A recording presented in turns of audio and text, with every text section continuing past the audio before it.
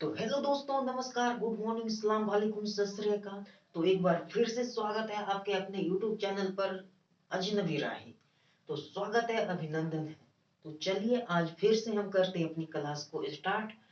और जिस तरह पहले क्लास की भांति आज भी हम लोग करेंगे क्या, एनटीपीसी आरपीएफ यानी कि रेलवे में पूछा गया प्रश्न का करेंगे डिस्कशन। तो दोस्तों, कल भी हम आपको कराए थे क्वेश्चन का डिस्कशन। जितना भी रेलवे का प्रीवियस ईयर क्वेश्चन है उस सब का डिस्कशन कराया जाता है इसी चैनल पर। तो इस चैनल को कर लीजिए सब्सक्राइब और जुड़ जाइए ताकि हम जो भी वीडियो अपलोड करें वो आपको सबसे पहले पहुंच जाए। तो चलिए करते हैं हम सेशन को स्टार्ट। तो आज का पहला प्रश्न है आपके सामने। तो पहला प्रश्न है आपके सामने आज का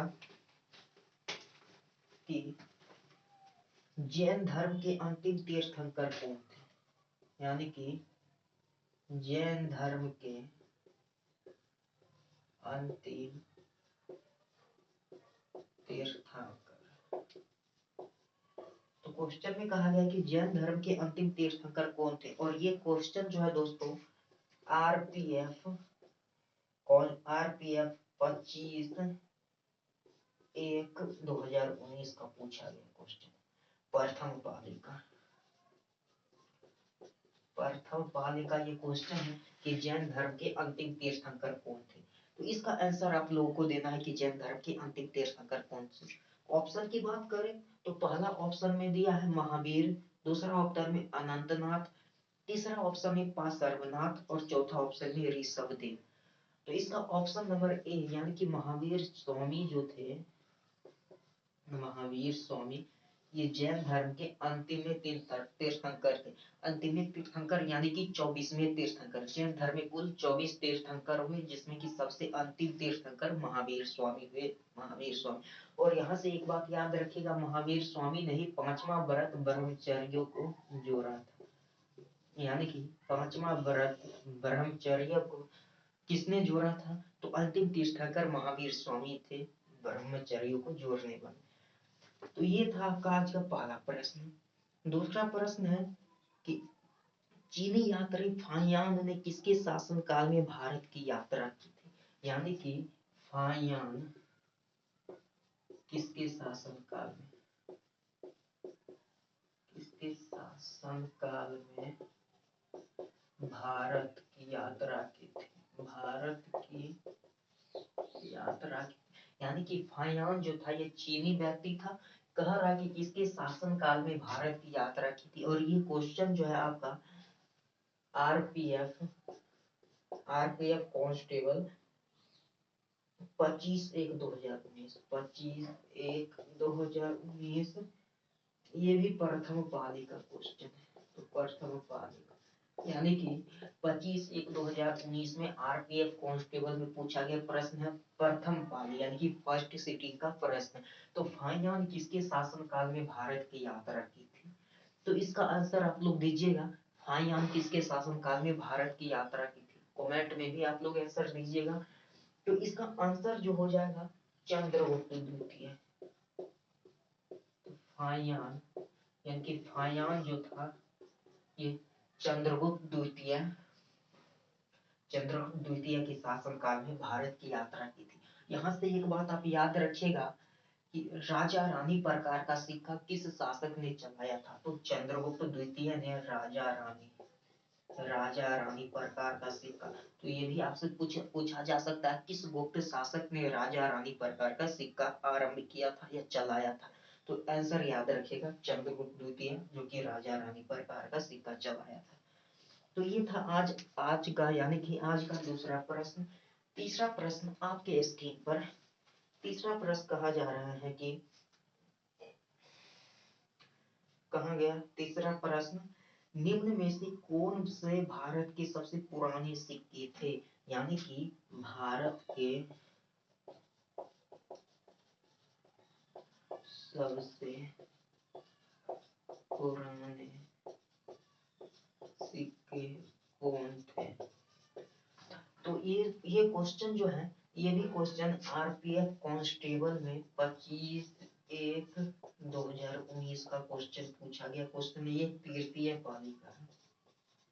ये तृतीय पाली, तृतीय पाली रहे चाहे चतुर्थ पाली रहे चाहे पांचवी पाली रहे, सबका क्वेश्चन हम लोग सॉल्व करेंगे एकदम चुटकी में। देखिए पहला कह रहा कि आरपी ये तो हो गया प्रथम पालिका था। उसके बाद कह रहा कि भारत की सबसे पुरानी सिक्के कौन थे। ये क्वेश्चन आरपीएफ कांस्टेबल में 25/1/2019 में पूछा गया क्वेश्चन है। तो इसका जो आंसर हो जाएगा पंचमार्क सिक्का, पंचमार्क, पंचमार्क सिक्का। अब ये पंचमार्क सिक्का जो था ठप्पा मारकर बनाया जाता था, जिस कारण इसे आहत सिक्का भी कहते हैं। तो पंचमार्क सिक्का को ही क्या कहते हैं, आहत, आहत सिक्का, यानी कि पंचमार्क सिक्का को ही आहत सिक्का कहते हैं। तो ये भी आप लोग याद रखिएगा। उसके बाद आपका क्वेश्चन पूछा गया कि स्तूप क्या है। तो चौथा नंबर क्वेश्चन है कि स्तूप क्या है, स्तूप क्या है। ये क्वेश्चन जो है आरपीएफ कांस्टेबल का पूछा गया क्वेश्चन है। ये क्वेश्चन कब पूछा गया था, 20/1/2019। तो यानी कि ये क्वेश्चन 20/1/2019 तृतीय पाली, तो ये क्वेश्चन 20/1/2019 आरपीएफ कांस्टेबल में तृतीय पाली में पूछा गया प्रश्न है कि स्तूप क्या है। तो स्तूप सबसे पहले जानिए, स्तूप जो है बौद्ध धर्म से संबंधित है। और जब स्तूप क्या होता है कि ये जो होता है समाधान, यानी कि जैसे यदि हम कहें समाधान का टीला, यानी कि जब बौद्ध धर्म से संबंधित है तो उनका जो अपना विधि होता है उनके अनुसार, तो जब वो क्या होता है कि निर्वाण को यानी कि मृत्यु होता है तो वहां पर क्या किया जाता है, समाधान पर, समाधान के ऊपर एक टीला बनाया जाता है। तो समाधान के ऊपर टीला बनाया जाता है तो वही क्या होता है, समाधान टीला। तो स्तूप क्या है, समाधान टीला हो जाएगा इसका, समाधान, समाधान टीला। तो इसका आंसर क्या हो जाएगा, समाधान टीला। तो स्तूप क्या है, समाधान टीला। उसके बाद कह रहा है कि अशोक का सिंह स्तंभ कहाँ स्थित है। यानी कि अशोक का जो है सिंह स्तंभ, अशोक जो कि मौर्य वंश से संबंधित है, अशोक का सिंह स्तंभ कहाँ स्थित है, अशोक का सिंह स्तंभ कहाँ स्थित है। तो ये क्वेश्चन आपको कहा रहा है अशोक का सिंह स्तंभ कहाँ स्थित है। तो इसका आंसर हो जाएगा सारनाथ, यानी कि सारनाथ में अशोक का सिंह स्तंभ। ये क्वेश्चन कब पूछा गया ये भी बताते हैं। आरपीएफ का क्वेश्चन है 17/1/2019 का प्रश्न है प्रथम पाली का। तो प्रथम पाली में 17/1/2019 में पूछा गया क्वेश्चन है कि अशोक का सिंह स्तंभ कहाँ स्थित है। तो अशोक का सिंह स्तंभ हो जाएगा आपका सारनाथ में। तो अशोक का सिंह स्तंभ सारनाथ में स्थित हो जाएगा।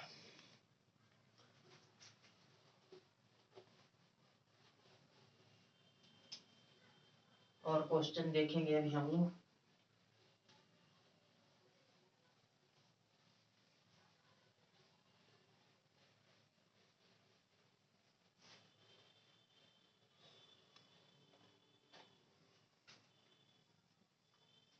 उसके बाद अगला प्रश्न आपके सामने है, पहली जैन परिषद कहाँ आयोजित की गई थी।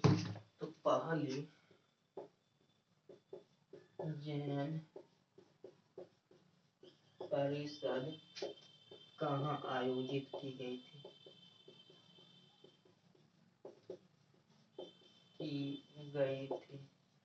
तो क्वेश्चन है कि पहली जैन परिषद कहाँ आयोजित की गई थी।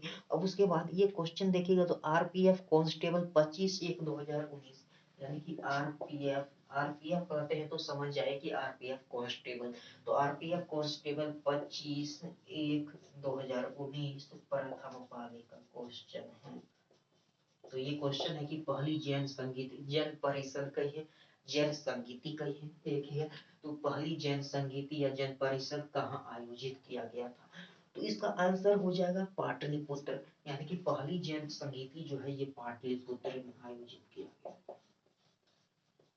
पहली जैन संगीति पाटलिपुत्र में आयोजित किया गया था।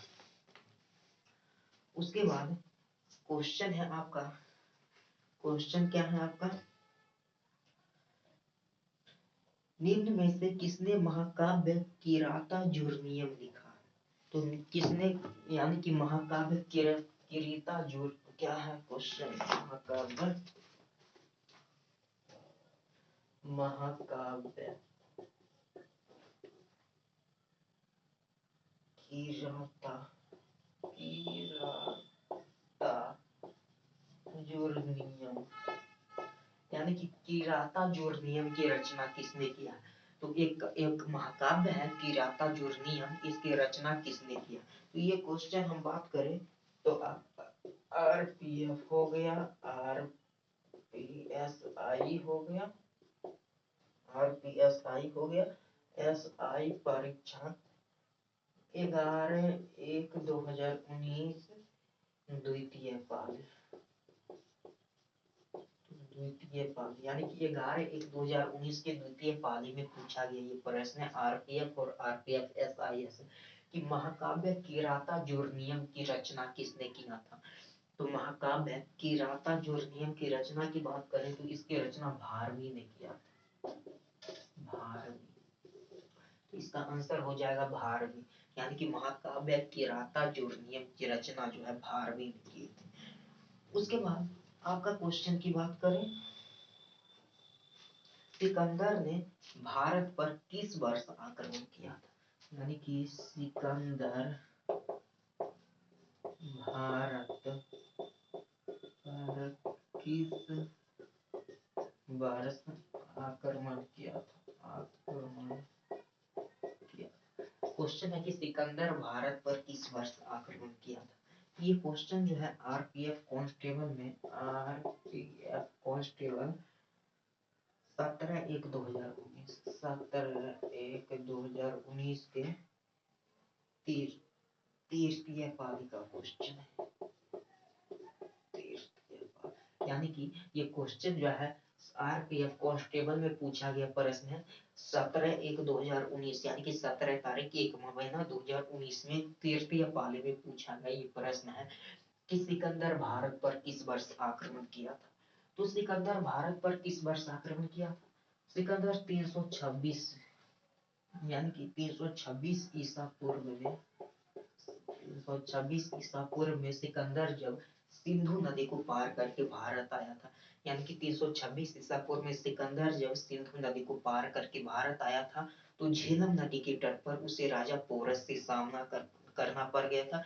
ये बात हम आपको कल भी बताए थे कि इस युद्ध को झेलम का युद्ध या वितस्ता का युद्ध कहते हैं। जब राजा पोरस और सिकंदर के बीच झेलम नदी के तट पर युद्ध हुआ था, इसमें सिकंदर जीता था, सिकंदर जीता था, तो इस युद्ध का नाम झेलम का युद्ध, क्योंकि झेलम नदी के तट पर हुआ था तो झेलम का युद्ध या वितस्ता का युद्ध कहते। देखिए वितस्ता हो गया प्राचीन नाम और झेलम हो गया आधुनिक नाम। तो वितस्ता का ये या झेलम, जैसे सरस्वती हो गया, घग्गर हो गया, प्राचीन नाम आधुनिक नाम, तो ये प्राचीन नाम आधुनिक नाम है वितस्ता और झेलम, जिसे घबरा नाम। तो ये था आपका सिकंदर भारत पर किस वर्ष आक्रमण किया था।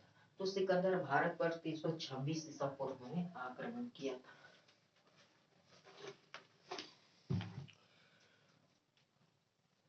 तो आशा करते हैं कि आपको ये प्रश्न अच्छा लगा होगा, क्योंकि हर एक प्रीवियस ईयर क्वेश्चन को लेकर के हम चलते हैं, कोई इधर उधर का क्वेश्चन तो हम लेते नहीं है। जितना भी रेलवे का पूछा गया प्रश्न है उस सब का सीरीज चल रहा है हम लोगों का, और डेली ये सीरीज जब तक आरपीएफ का एग्जाम ना हो जाए, एनटीपीसी का एग्जाम ना हो जाए, ग्रुप डी का एग्जाम ना हो जाए, तब तक ये यानी कि प्रीवियस ईयर क्वेश्चन का सीरीज चलता रहेगा इसी चैनल पर।